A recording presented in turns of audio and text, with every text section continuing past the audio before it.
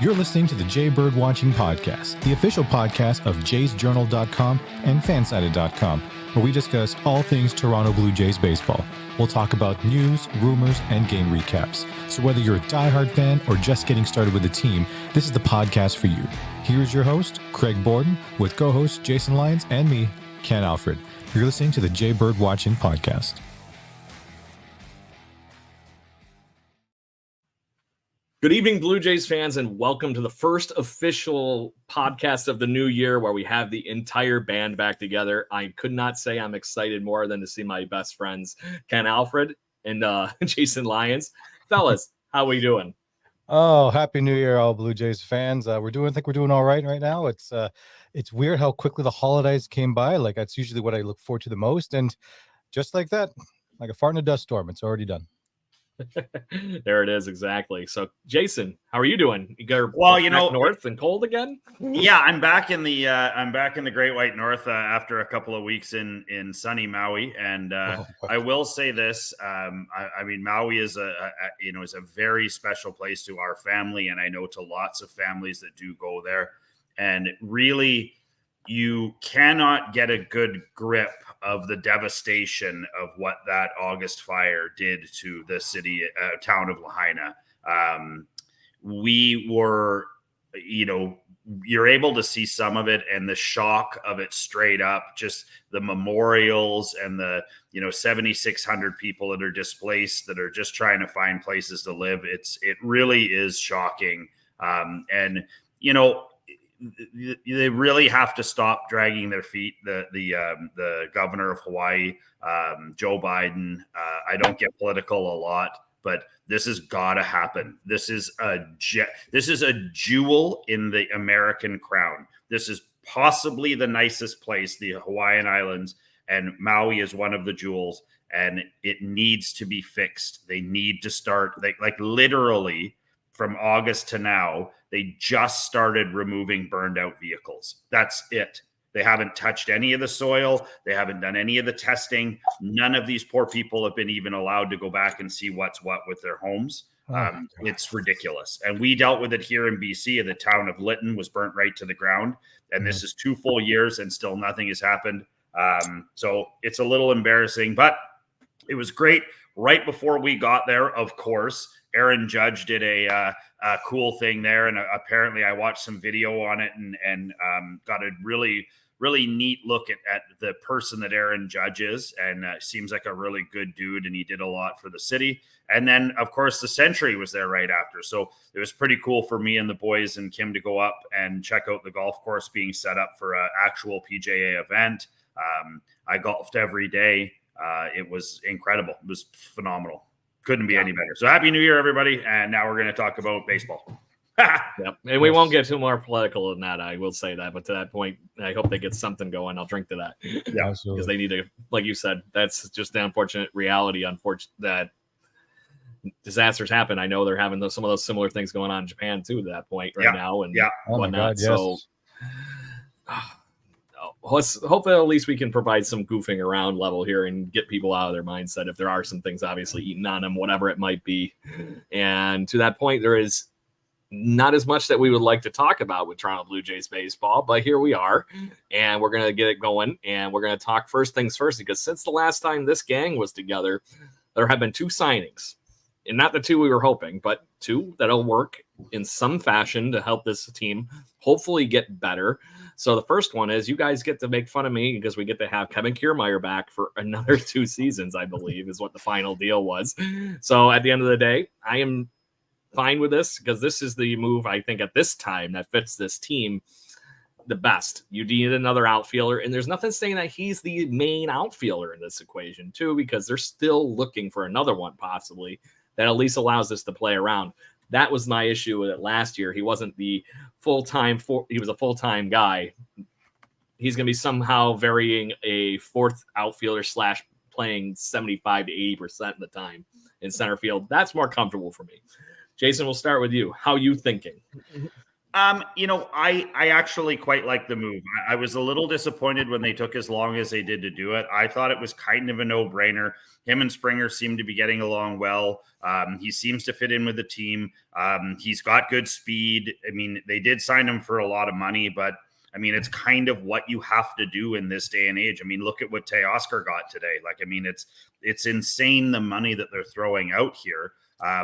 But for all intents and purposes, I feel like he's a very solid outfielder. He can play all three fields.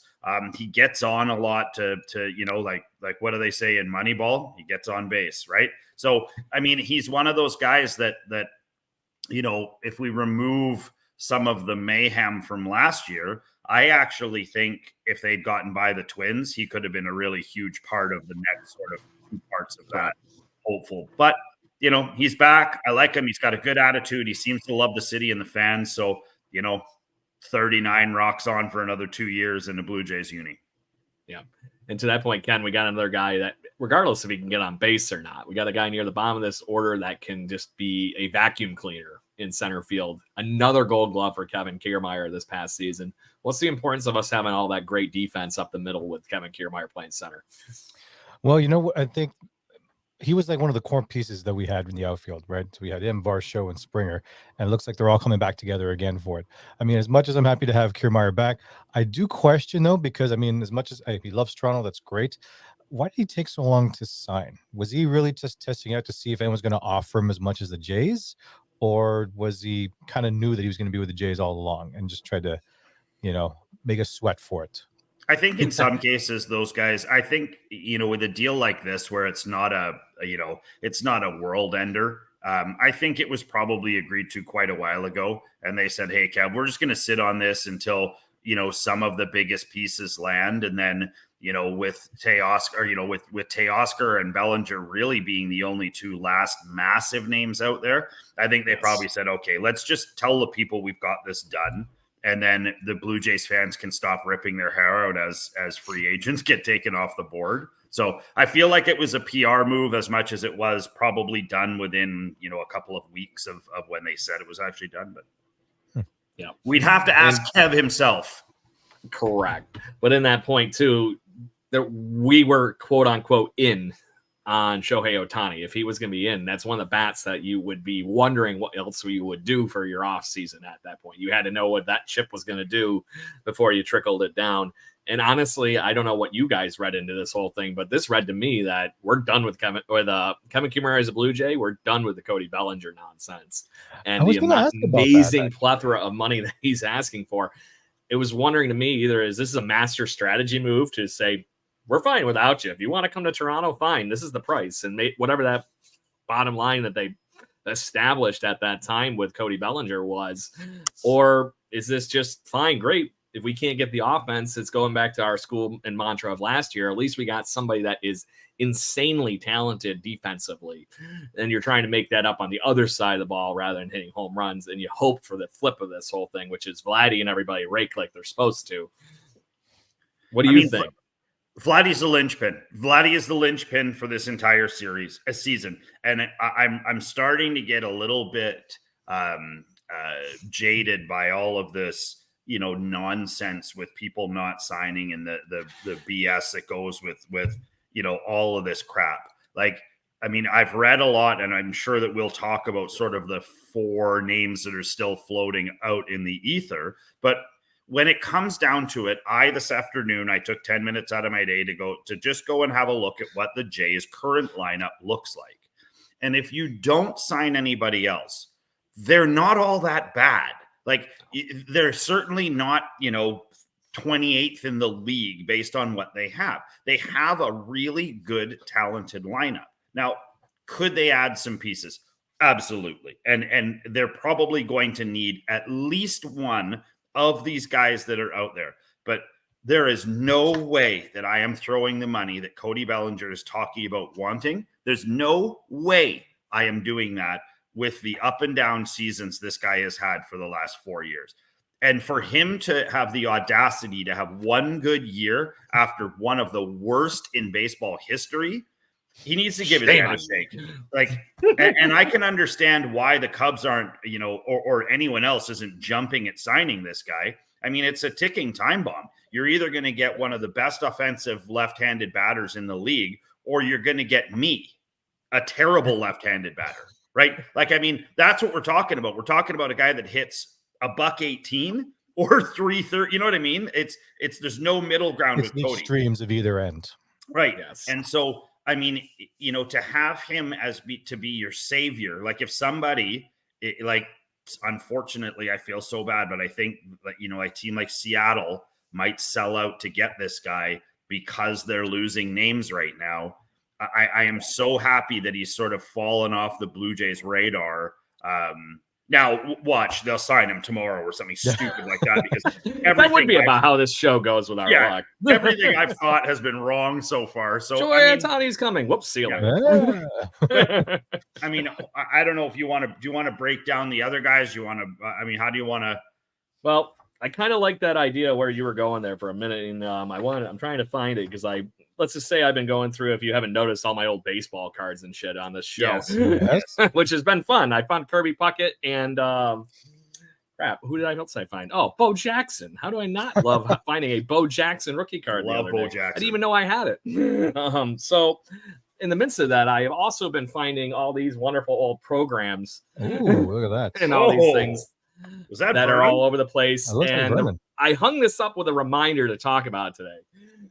This guy right here, got Vernon Wells, Roy Halladay, and Alexis Rios on it. And I can't help but look at the Blue Jays lineup and think about these Angry Bird freaking years. And just let me put this lineup before you and see if this sounds any kind of terribly familiar where you were going. Had Kelly Johnson playing second base.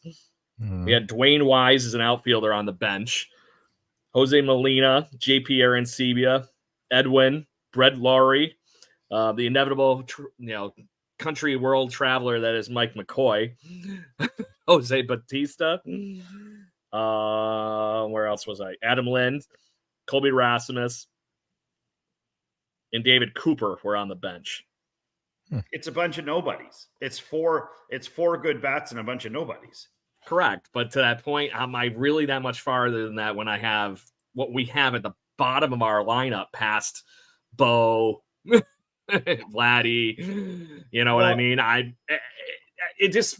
Maybe it's what we've been living in with just barely making the playoffs the last few years. That was starting to feel a little bit like just missing the playoffs from all these years. Yeah. I don't know if that was what it was. This was a 90-win team. I think that's a great point, Craig. And I think what when you look at the active roster for the Jays right now, and you get sort of past the top guys, when you get into the Ernie Clements and you get into the Spencer Horowitzes and the Leo Jimenez and Otto Lopez and guys like that, David Schneider. I mean, there's a lot of Brett Lawries in this lineup. Yeah, a lot of Brett Lawries, just less tattoos. And less Red Bull. Yes, way less Red Bull. Way less. The big thing is you have to keep in mind is we have a bunch of these guys who proved last year that they can play at the major league level, and some of them at a much higher level than anyone had anticipated. Now, is David Schneider going to go into training camp, hit 400, walk through the year, like he did this year? Exactly. Who the hell knows? This guy is a complete anomaly. And there's other guys that are on this roster, like Nathan Lukes, and for me, this is one that I've really got my fingers crossed, is Addison Barger. I would really like to see Barger play in the majors this year with a full shot at playing. Kevin the flip of that is Aurelvis Martinez. Yes, who is also in that. So, when you start to, there's talk about Rhys Hoskins, and there's talk about, guys going down the short list of sort of good bats or mediocre bats even that are left out there to take. And, yes, full credit to these guys. Jock Peterson seems like a nice enough dude with his blonde hair and his weird antics and all the rest of it. But do I want the Jays taking on Jock Peterson in his contract? Not one snowball's chance in hell do I want to see that. Love you, Jacques. Or it's just money and you don't get anything else. No, don't want him. Don't want him. That he can go somewhere else. He's never been a team guy. He's always had issues with that kind of stuff. Now, there is someone out there that I really, really, really would be full in if they do want it to make a big impact move. I think that Soler could really, really, really change the compass for the Jays this year. Let's just say. Well, seeing we're there, let's go on that one, because we were definitely going to talk. That's the reason that the title of the show tonight is a former World Series MVP worth it and a good fit for this ball club. Jorge Soler is famous for going off in the playoffs the year he was traded to the Atlanta Braves. This is only 3 years ago, one or the other. But to that point, World Series MVP. He did better than Freddie Freeman, all these other guys. They rejoining the team at the time, Ronald Acuna Jr., and was the story from that World Series. So to your point, Jason, you talk about this team needing a power bat. Fine, great. Put him in the 6th spot. Let him hit 30 home runs in the Rogers Center. It's not the worst. No. I mean, do you realize that this is a guy that no one's talking about? And he hit 36 home runs, 75 RBIs, and hit 250 last year. And no one's talking about him. And you talk about needing a 4th outfielder. Okay, great. Move all those other guys around we were just talking about, to your point, Ken, of having Kiermaier, Varsho, and Springer. Great. You got some guy that can play both corner outfielders, and you have 2 guys that can play center in Varsho and Kiermaier. That's a hell of a balance. And does it give you the option as well, possibly, of if the Jays get hot right off the bat and they're going in, does that give you the availability? Because I know that the Jays don't want to give up on Varsho yet. That'd be one of the biggest kicks in the nuts if they we're going to trade Varsho because we made a huge mistake trading away our future catcher and possibly one of the best offensive players in the game right now. So let's not talk about that. But if you get a sick of ripping baseball card packs, I keep getting Gabriel Moreno rookie cards in. I can tell you. Someday it'll be worth something. If you get a guy like Soler, does it give you the option to then look at trading Varsho? Because he's got decent value. He can catch and he can play the outfield. There's teams who are so their depth is so low at catcher that they will be after this guy if he was made available. And then maybe do you look at getting a hard-hitting second baseman or a guy with a ton of speed, or there's deals to be made early in the season that might really benefit us having an extra outfielder that allows us to move one of the ones we currently have. Yeah, well, not to mention just flip-flop and DH like we were talking about. And by the way, remember, Jorge Soler is a free agent. You're not giving up anything. No, nothing. Yeah. Sorry, just paying. Throw a brick of money at him. To the other point that you mentioned Ken, I'll present this to you. Today, Teoscar Hernandez just made $23 million on a 1-year deal. Oof. Jorge Soler, at the age of 31, is looking for a extended deal. So he's looking probably for something in the 3-year range, or he doesn't have anything to prove. He had almost a 2.0 WAR last year. So he, to Jason's point a minute ago, had a really good season. Do you think he's worth somewhere in that ballpark of $23 million a year? Because I have a strange feeling with those numbers, he's going to get that. And then having the comp of being, hey, I'm just as good as Teoscar Hernandez on offense. Well, yeah. As much as it would have been lovely to have Teoscar back, because I know we talked about that a few episodes ago, Soler does seem kind of enticing because we are not giving up anybody for him. And like you said, throw the brick of money. I'm not against that, right? If he can hit 36 home runs this year, that could be literally the spark. If he's whacking the ball all over the place, then maybe that might just entice Vlad to do it and Bo to do it and all the other guys that that hit okay, our standards, but obviously from major league standards. But it would be nice to have him on board, and can't go anything wrong with that. You made an interesting point in that, Ken, that he hit 36 home runs, you said, last year, right, Jason? 38, I think, but 38. Either he almost hits 40 home runs. You all know have seen what the Miami Marlins stadium looks like, right? Yeah. It's cavernous. He hit that many home runs at a giant ballpark. I'm so surprised the Yankees aren't all over this guy. He would be hitting balls out to that short porch 3 or 4 a week all day.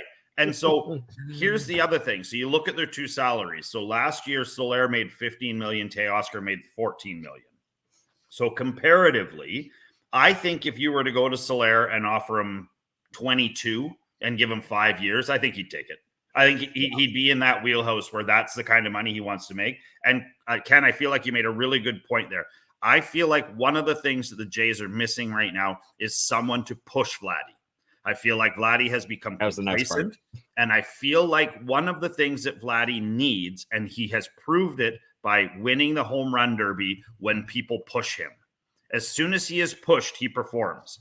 And I don't feel like this current team, because there's no one really behind him at first, there's nobody nipping at his heels. So, I mean, if you can get somebody in who may take that spotlight away from him, he's, get the McCain's commercials and the no crust sandwich commercials and the, whatever, the Soul Glow commercials. Like, I mean, if there's someone who can start to do that, and I guarantee you when the Jays were talking about Shohei, that Vladdy was sweating bullets about losing this team, because right now he is the face of this team. There is no one who does more commercials. There is no one who you see associated more with the Jays. If you see an MLB commercial, it is the Jays and it's him. If it's not him, it's Bo Light. Like every now and again, it's Bo.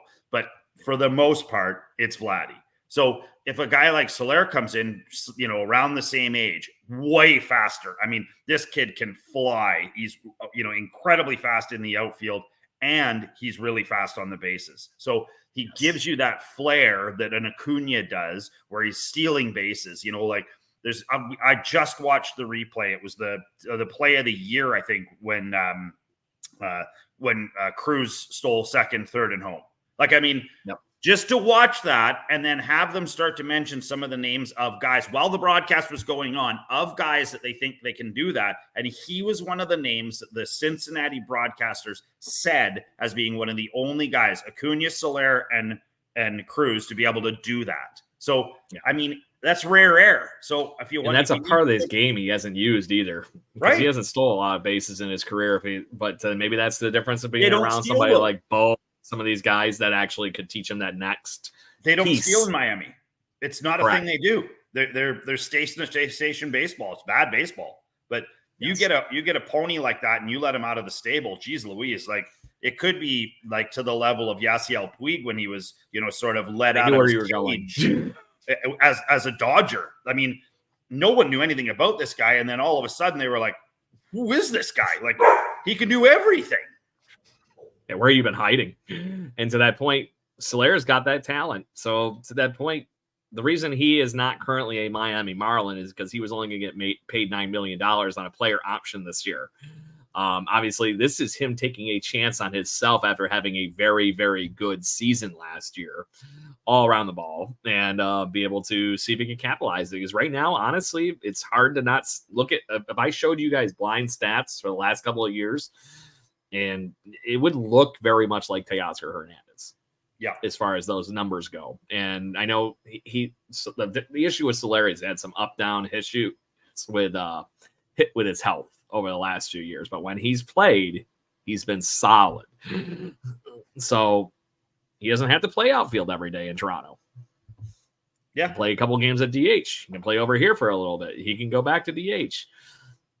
This would create a good roulette, I think, out of our DH wheel for having Kirk, Jansen, Soler, who needs a day off, whatever, and have crazy flexibility to that piece to really build up that team and still keep an offensive production going, especially if you don't want to spend the crazy amount is on Cody Bellinger or trade for somebody that doesn't really match up.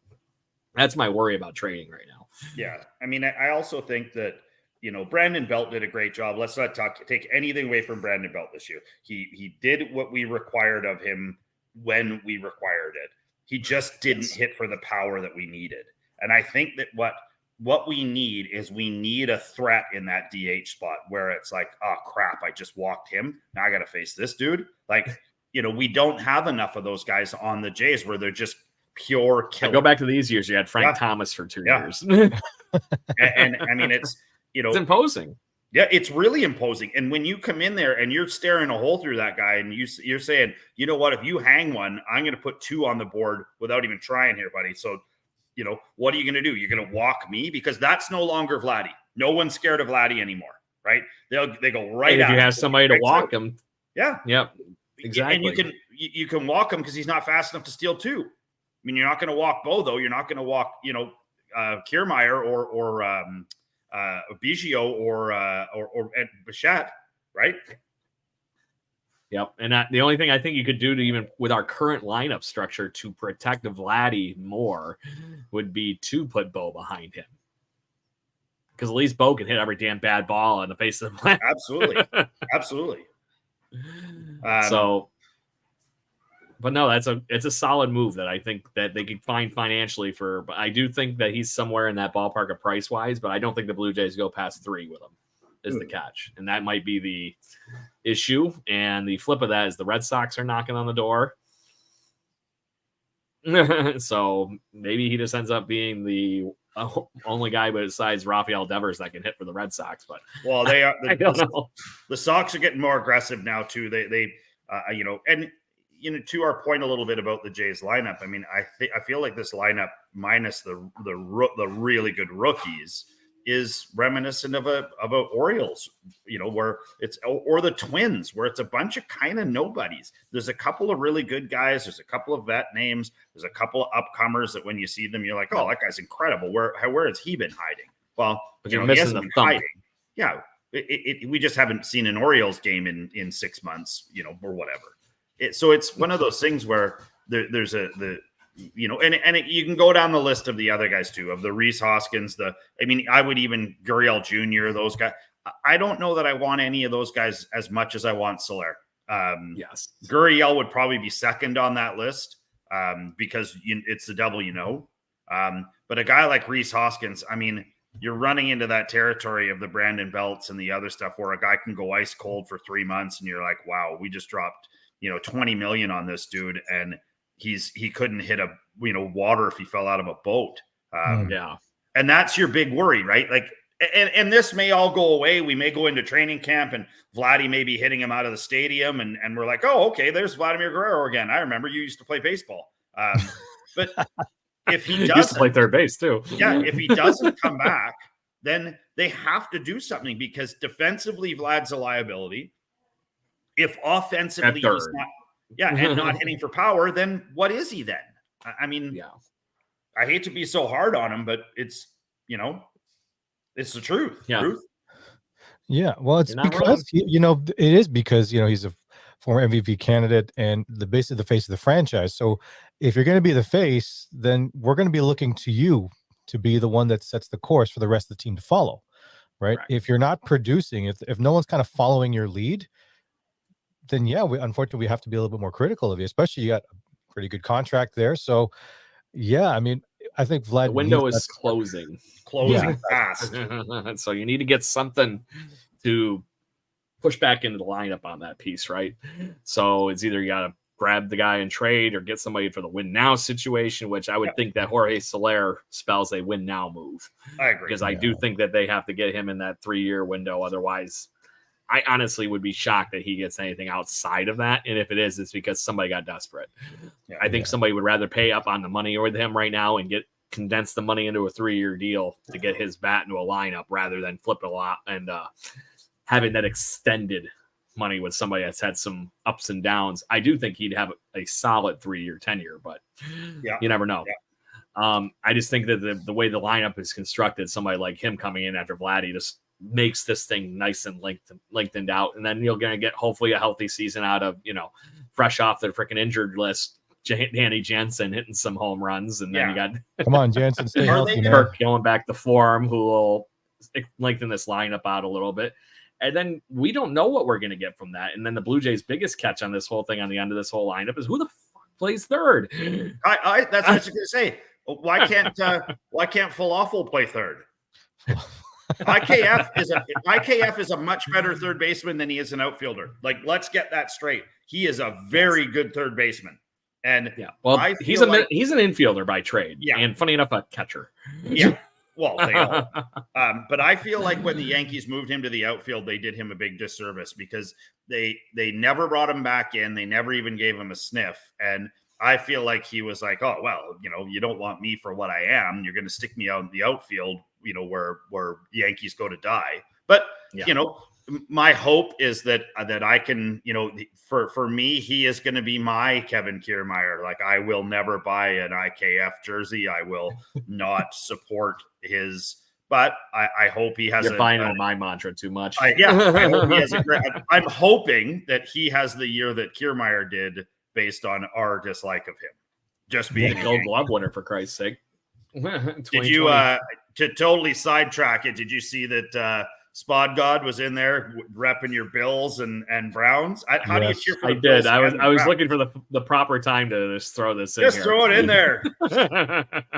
You just want us off the IKF talk as quick as humanly possible. Distract me with my Bills. Yeah, I could certainly talk Bills, and I could certainly talk 49ers.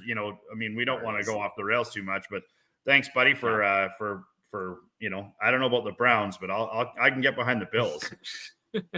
I'm just glad I don't have to play next week when the Bills don't have to play in Miami in a day game in that heat, because I don't care what anybody says, it's still hot. And I don't. Either of you read what the hell the Miami Dolphins stadium does to opposing teams? Well, yeah, it's like the way it's designed. It's like a sweat box.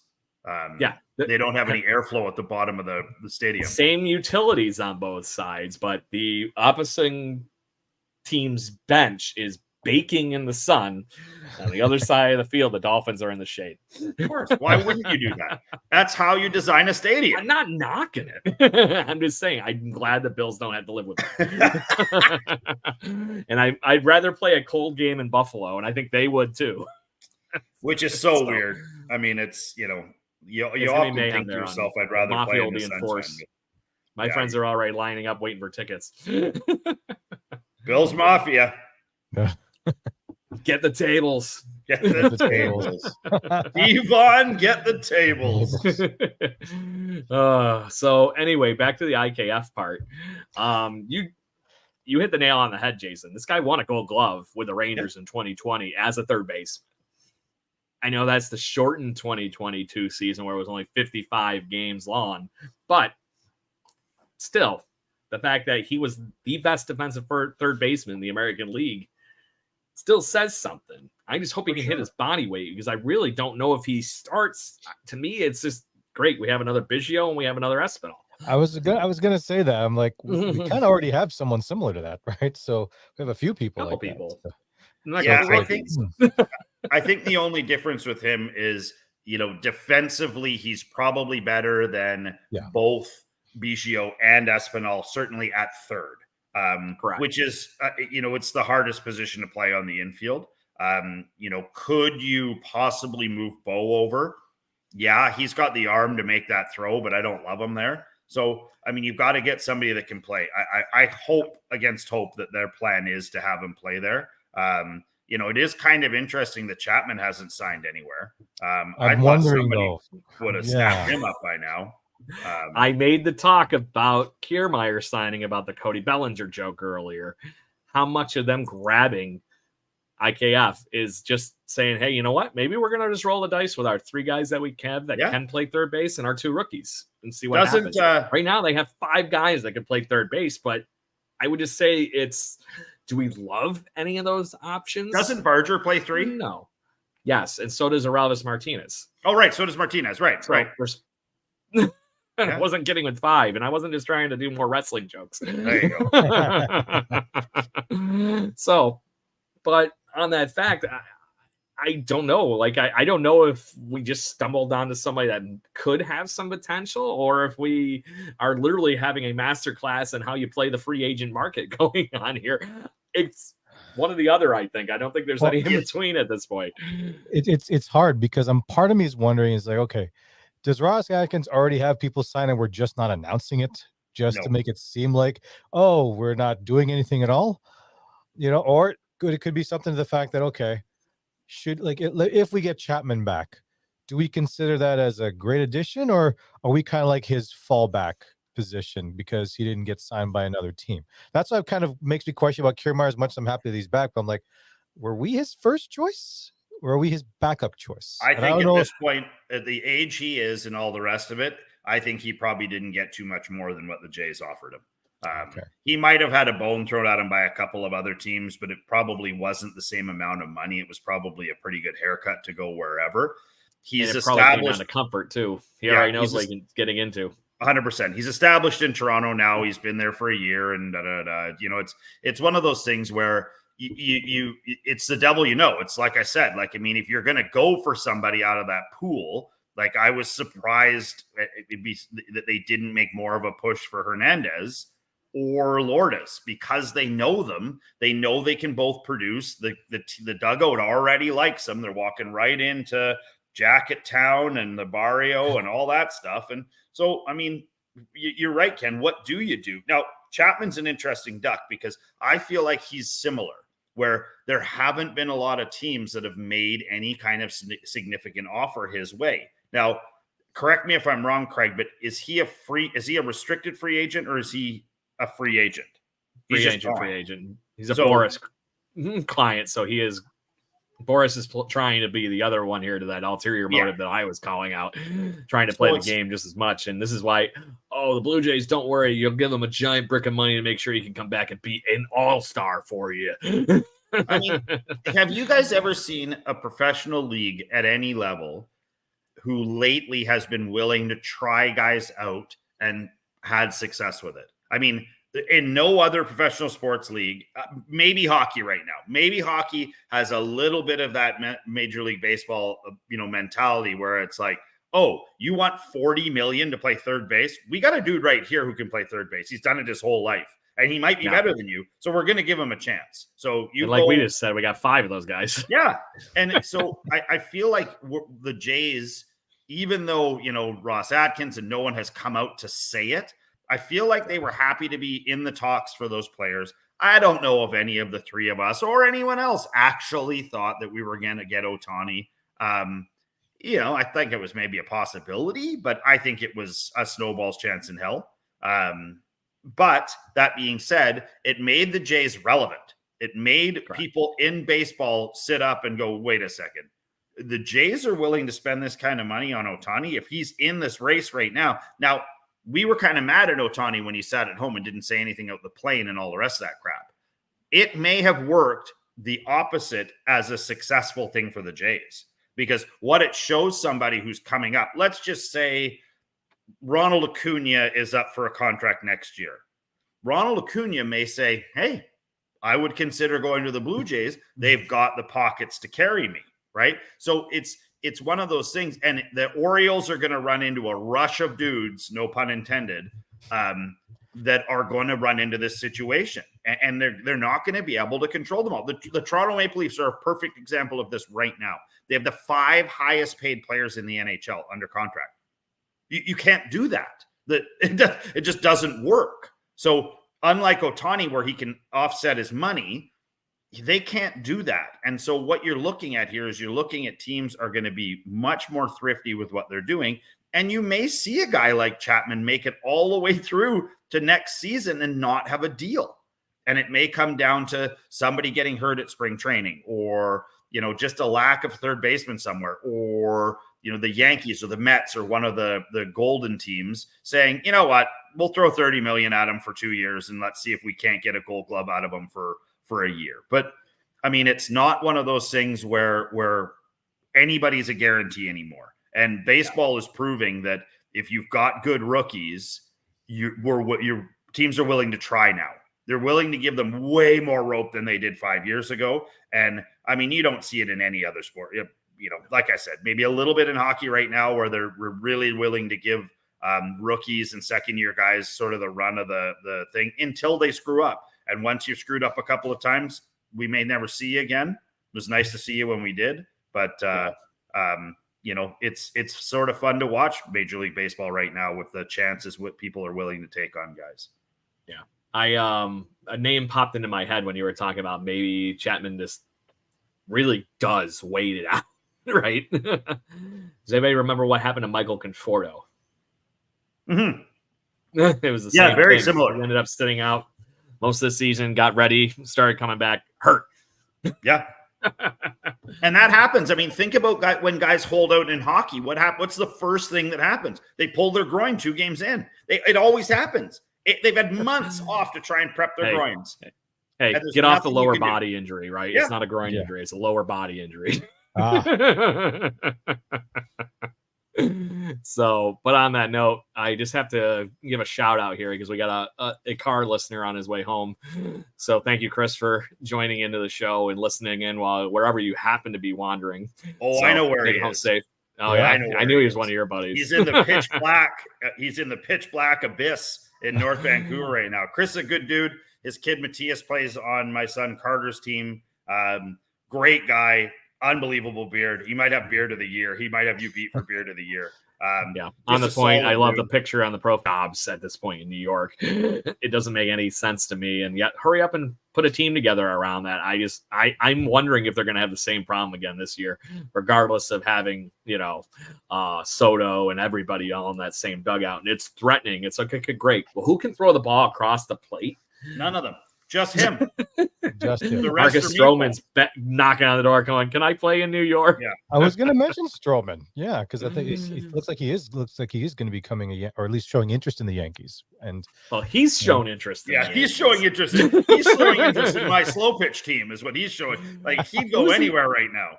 Yeah. Who was the other player that said that the other day? That was like, it was the pitcher that was on the Padres last year. He used to be a Ray. Snell. Yes. Snell was saying he would love to play for New York. And then about 5 minutes after that, Stroman goes, "Ooh, pick me." Yeah. As a side note, Blake Snell runs a really cool baseball program. He's from Central Washington. And he runs this really neat baseball program out of Central Washington. If you've got kids who are in baseball and you're looking for camps in the summer and stuff, I mean, how do you beat that? I mean, you've got a major leaguer, one of the best pitchers in the game who's running camps out of Washington State. So check him out. Blake Snell doing a great job down there. Good deal. Speaking of baseball, how's your guys' program? Do you have an off-season fun yet? It's so funny. Literally, as we speak, we are set to go down to Inside Performance, which is really one of the only indoor training facilities we do have in the Lower Mainland here. So the boys have moved to North Shore Baseball. Big ups North Shore Baseball. So they're switching out of Little League this year and transitioning into what's called Baseball BC or Baseball Canada. So that's it's different because it's single age groups. It's USSA bats, so it's the cheater bats, which I've already watched both of them display the difference between what a USA bat and a USSA bat is. And I don't know if you guys did you guys see the major leaguers hitting the aluminum bats down in the Caribbean or wherever it was? I mean, they're hitting the one with like Gunnar Henderson and they're hitting them like the Holidays, right? 500 feet. Yeah. Like so far that not only you can't go get them. They're gone. Yeah. And Boba done that a few times too, where they hit off like basically a pier into the middle of the ocean. So I'm waiting for the Seinfeld thing to happen where somebody just is like, oh, there's a beached whale on the and they pulled out baseball. He was angry that day, my friends. Yeah, the sea was angry. Like an old man trying to return soup. Yeah, so we're stoked. I mean, we got our training starting tonight. I am stoked because I don't have to teach this part of it. I just go down and watch them hit on the hit tracks and all kinds of fun stuff like that. And on the flip side, Carter, my other son, has dove both feet into golf, and he is. I mean, we played every day when we were in Maui, and he is very serious about it. He always has a new idea for how I can design something inside the garage or house or backyard for him to play more golf. So, it's the fun never stops around here. I could be busy for years and years. I need 3 jobs. Got the chipping mat the other day that showed up, the Velcro practice golf balls that we can hit across the living room. Oh, that's great. I love that. It's like playing darts with a pitching wedge. He got one of those. I don't know if you guys have seen this thing, but he got a putting mat that you can actually put things underneath, and it changes the undulation of the mat. And it's about 2 feet wide, so it gives you an accuracy. Yeah, it's really neat. Nice. We putted with it the other night, and I mean, you could really learn pace and speed and the things that you need to work on for putting. But it does make it tough when it rains as much as it does here. We did get out on the weekend and played around, but it's tough from here on out. Yeah. So now that we're done with the the affiliate marketing portion of the show. Just kidding. We don't make any money. We're all here because we love our shenanigans and talking Blue Jays baseball. But maybe someday somebody will pay us for our time. We'll see what happens. So, but anyway, guys, we're getting to the 15-minute mark. Is there anybody that you wanted to talk about? I went on a little bit of a small rant last week of how I thought Rhys Hoskins was the other fit for this DH spot / corner outfielder fund that we're dealing with here. Is there anybody that or him you want to talk about as we're sitting here, in the fact that something's got to give here for the Toronto Blue Jays?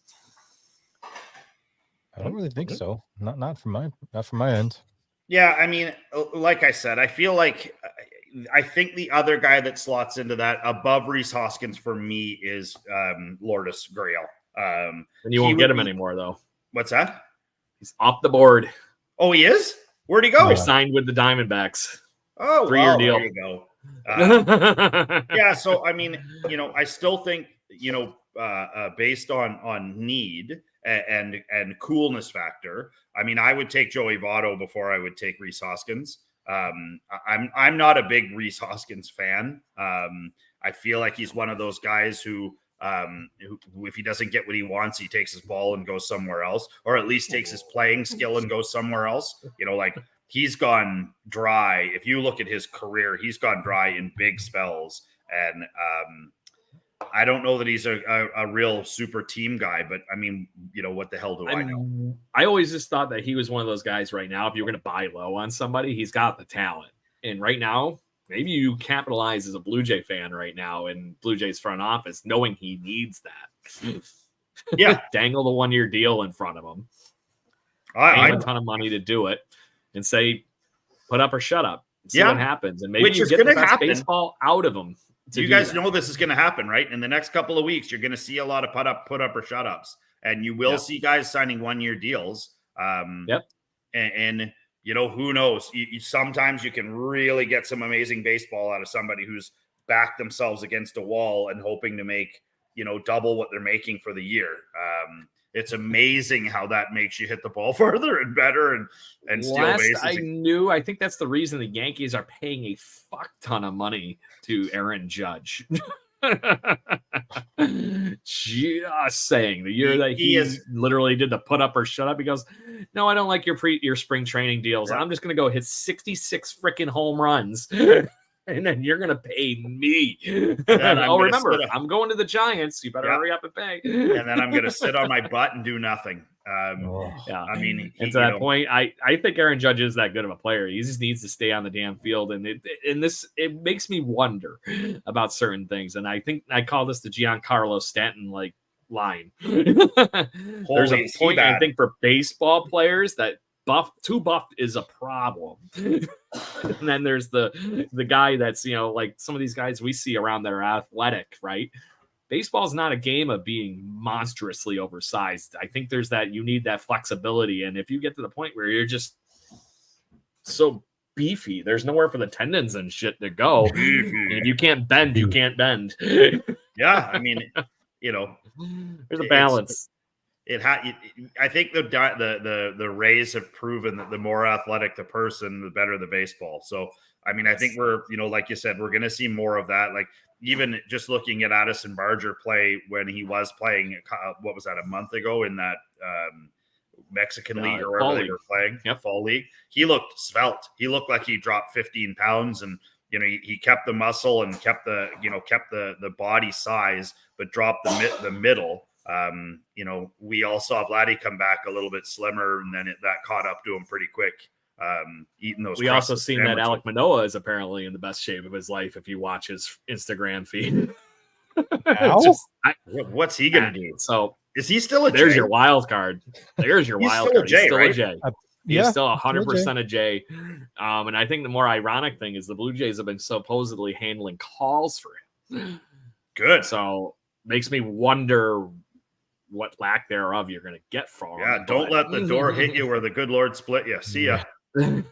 Absolutely. I'm still curious. There's enough athleticism and enough tenacity there that I'm still intrigued. Yeah. You know what I mean? But the catch is he's on the shortest of short leashes when you have Ricky Tiedemann doing what he did in the fall league, snipping up and coming up behind I am him. so excited to see Ricky Tiedemann at spring training. Yeah. What are we, like 40 days away or something from pitchers and catchers? Or Yep, you're about right. It's usually late February. So it was interesting. We're talking about maybe going down and playing in a tournament second week of spring break. And second week of spring break, they've actually, I don't know if anyone that's going to spring training this year, you should check, because they're actually starting the games earlier this year than they have in the past. And they're ending them right at the end of the first week of spring break, technically. So if you're there in Arizona or Florida for the second week, you may not see a game. So check your local listings. There it is. Just make sure you check the schedules, because I went to look and I was like, oh, we'll miss it all. But it's interesting to think about some of those training camps. Like the Dodgers training camp is already a bit insane. They share a facility with the White Sox, and it's a really neat facility. You can walk all over the place. They don't really stop you from doing much except getting close to the Dodgers. The White Sox, you could walk right into the dugout, I feel like, and maybe take a couple of rips. That's how Dunedin used to feel too, by the way, because the dugout was boom right there. Yeah, but the Dodgers keep you pretty far away. I don't even want, and it's busy. Like, I mean, when we went, you had to fist fight your way in to get even close to the guys. And big ups to Urias. He stuck around and he signed everything from every kid. He was there for an extra 40 minutes when every superstar walked by. He walked up and down the line and up and down the line and just kept doing it. So anyways, but I just was thinking how insanely busy that complex in Arizona is going to be for Shohei's debut. And now, I mean, now they're just loading up, right? Like they're just putting it to a point of insanity. Like who else can they get? You're going to see him.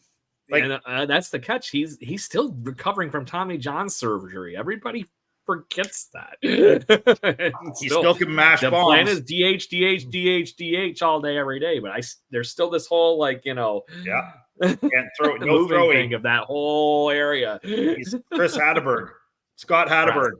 Yeah, Gotti, Kirk Gibson. So I think it's funny what you just said about being up close and personal with basically the spring training camp.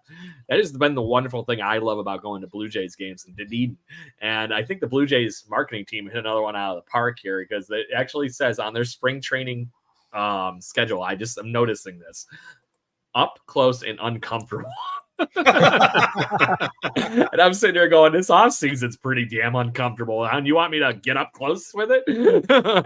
So I actually think if we don't go to Phoenix this year, I would love to try and go to Florida. I mean, I've heard nothing but insane things about that facility for the Jays, and it would be fun. The boys have now seen a bunch of the teams down in Arizona. It might be fun to go the other way and see some of the ones you don't get to see too often. It's a big trip over to Florida from this side of the rock.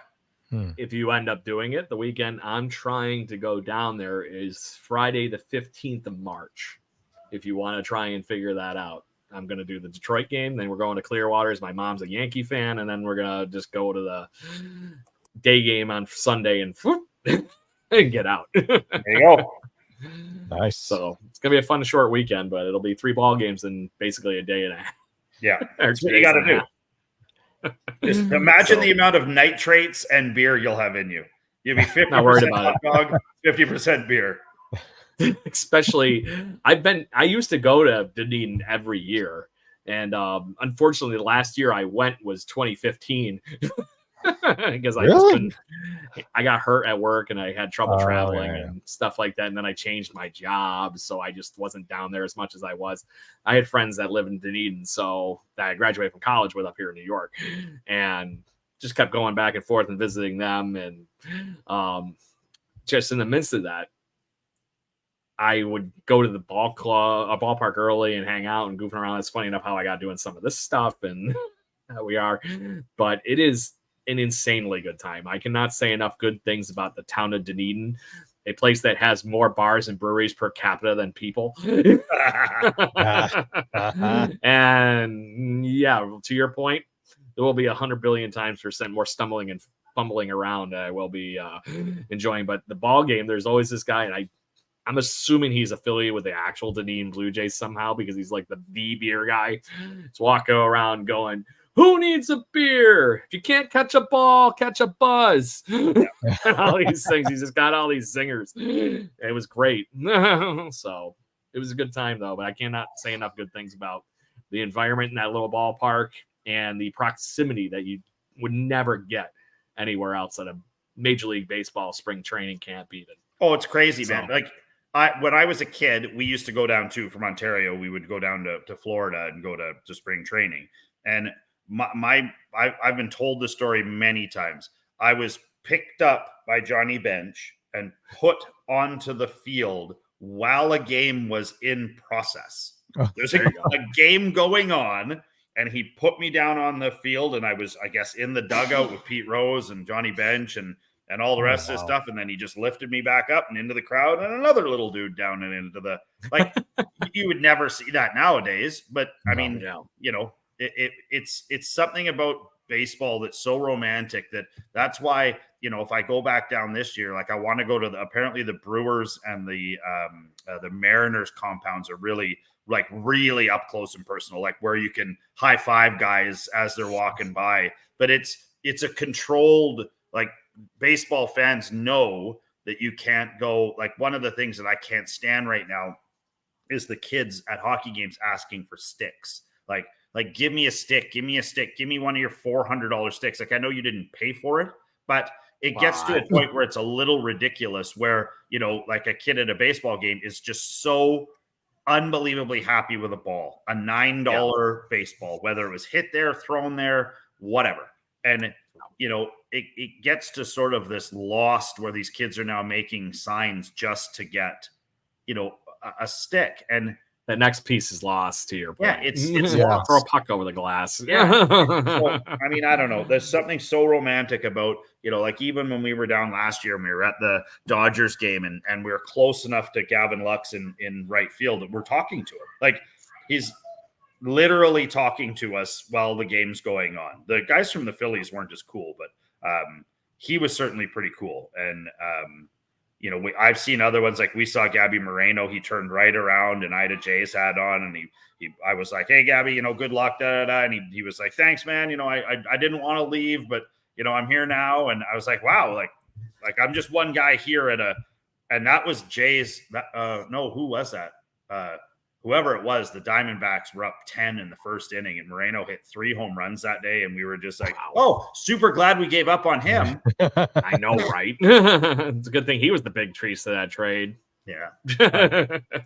So I think it's funny you mentioned the whole running into people and whatnot. I feel like I stole the mantra of this from a conversation I actually had with Rowdy Tellez while I was literally drinking beer in the middle of the evening, and I ran into Rowdy Tellez. So, good vibes, good times, good people. Have a beer. That's all it is about here, talking baseball. So I want to have, before we do go off the air here, guys, I know you two have seen it, but I want to make sure that the Blue Jays fans listening to the show are aware of all these stupid things we're doing from our social media. Other than the fact that, you know, you guys and I, obviously, we throw anything we can think of up on Instagram and talk whatever. But I wanted to talk specifically that I've been goofing around with the artificial intelligence photo generation with stupid Blue Jayisms and just typing random crap in there. So I've been putting up what I've been calling AI trivia night, and I've been putting pictures up. And this week was featured a few pictures from the Bringer of Rain that people did very good job at guessing. I didn't make it too hard, but it still was fun. But I wanted to share some of these stupid ones that came up, and we'll give the behind the scenes action going on here a little bit so Blue Jays fans can see all the stupid that comes up from these. This is not a perfect technology, and I don't think it ever will be to a certain point. But the first one, this was one of the ones I did put up, and I just loved it because to me it looks like freaking baseball gun flash dance. Just awesome. Spraying I love it so much. I mean, as scary as AI is, this is cool stuff. It is. And then I know that you started doing this just to try and find handsomer pictures of us, but it's and then the other one that actually I selected for AI trivia night was this guy here of Josh Donaldson is going exactly bazooka for thunderbolt lightning here in the rain to get going. But to that point, it screamed Josh Donaldson's attitude to me. What those, the Donaldson dash and some of those silly things like that. But let's look at the B and C, and there was the one F part or the role here that I shared with you guys in the midst of the goofing around here.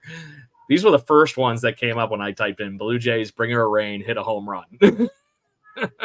So I thought this one was kind of odd because it's like, okay, where'd the rest of his leg go? It's like it's buried. Is that ball going to hit him in the face? That's what I'm wondering. Like I don't think it's leaving. I actually wouldn't mind hitting Josh Donaldson with a ball in the face right now. It's not exactly the guy we fell in love with in 2015. No, he's not. This one came out pretty cool, but I was like, who the hell is Bodes? Yeah. I love it. And I thought it was kind of ironic that this kind of looks like Ryan Goins running home after the bat. Running away. It's raining. It's coming. That's funny. If there's any, one of the things, Craig, is I know that there's a bunch of kids and parents from the boys hockey teams that are listening today. If you guys do any of this fun stuff, if you AI or do any picture generation like this, just send it through to me. We'll put it up. We'll get it out there. We'll have some fun with it. This is the kind of stuff where we try and make this podcast or this a little different than everyone else. We want you guys involved. We want questions. We want, even if you send little video clips, we'll throw you up on the thing. So get involved. Absolutely. And to that point, the reason I'm doing the AI generation stuff is because I've asked repeatedly of our fans, if you have fun fan art, weird things. I had a logo contest that I got 0 input from 2 years ago when we started this show. Or not 2 years when we started the show. I started in 2015 because of a dumb joke in a bar with Roddy Telez, as I mentioned.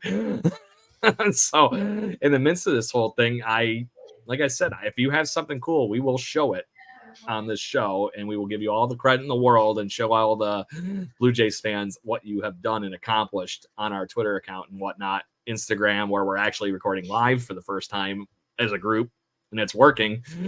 Shocking. The kids dig it. The kids dig the gram, baby.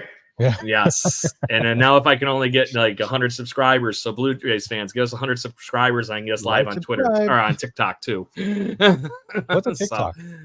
What's a TikTok? That's the thing you dance in, right? Kind of like what's this? The quasi Zach. How about this? Russell Martin here going, "What the hell is TikTok?" Yeah, if you people out there in podcast land get us onto TikTok, I'll do a TikTok dance. I'm on it. That's a promise. The cast is on it. We'll be there. Have fun. Hurry up and get us to 100 followers, and we'll find a stupid way to reward all of you. Yeah, I'll have my daughter teach me what a TikTok dance actually is. So. Yeah, it might look very robotic and odd, but it is what it is. It'll look awkward. Ken, have you never been driving along or walking along and seen a bunch of teenage girls put their phone down and then start going like all in sync or close to sync? That's a TikTok dance. I know sometimes they look like they're having a seizure, and you need to run in there with a pencil and make sure they don't choke on their tongue. But they're really just might dancing. It might be as awkward as this shitty photo when you type in rain. The video Why did it put bird shit everywhere? Thanks, AI. I'm glad that they're doing this. It's laughing at him too. Not something that's like, I can't tell if they're celebrating or laughing. What it is. Oh boy. But then eventually I got to do some other goofy ones that were my kind of more in the ballpark comic book character here. The comic ones look good. I thought this one was pretty actually badass. It's like, okay, I could see that one actually on a comic book. Yes. But it's crazy. I love some of the weird text it does. It's like, okay, I got Bringer, kind of. Bringer Ram. Yep. And then this one would be perfect if it said like we were talking about in the pregame show. Good stuff. But anyways, that's the fun you can have. Funny enough, right on it. If anybody hasn't noticed, this is nice and free. Microsoft Bing. Have fun. Send us some goofy stuff. Like I said, we're more than happy to, especially in the off season here on the show. And like I said, if I get some good pictures every week, I'll just put them up on all of our social media and we can have some fun chit chat. Absolutely. So, anything else, gentlemen? Nope. I'm done. Off into the ether. Absolutely. Good deal. All right, Blue Jays fans. So thank you very much for joining the gang again tonight. We are back together, ready to start the year 2024. We do have some hopefully very cool things that I'm going to get going here with all of us on this show for the extended part of the year, and to see if we can have some fun baseball stuff in general here. And obviously Blue Jays focus, but we can have some fun with baseball bloopers and some other stupid things, and just make sure we keep the conversation going. Like I said, we are here to have fun. We are here to be the Blue Jays barroom chat for all Blue Jays fans. And I don't care, kids, it's not a bad bar. You can come in, have fun, throw chicken wings and whatever you want. I don't care. So make sure you join us each week, Monday evenings, 7 p.m. Eastern. And we'll be here live on Instagram, everything except TikTok right now, social media wise. And if you miss us during the podcast on the live part here, make sure you find us wherever you get your podcasting pleasures from. And we're here, the official podcast of jaysjournal.com and fansided.com. And I think we know what time it is now, gentlemen. It feels weird actually doing this not by myself. 1, 2, 3. Woo! Let's go, Blue Jays. Go Jays, go. Thank you for listening to the Jay Bird Watching Podcast. Please follow us on Facebook, Instagram, Twitter, Twitch at BirdwatchingGC, and our YouTube channel. If you want to support the show and get extra content, please consider joining to our Patreon at patreon.com/birdwatchinggc.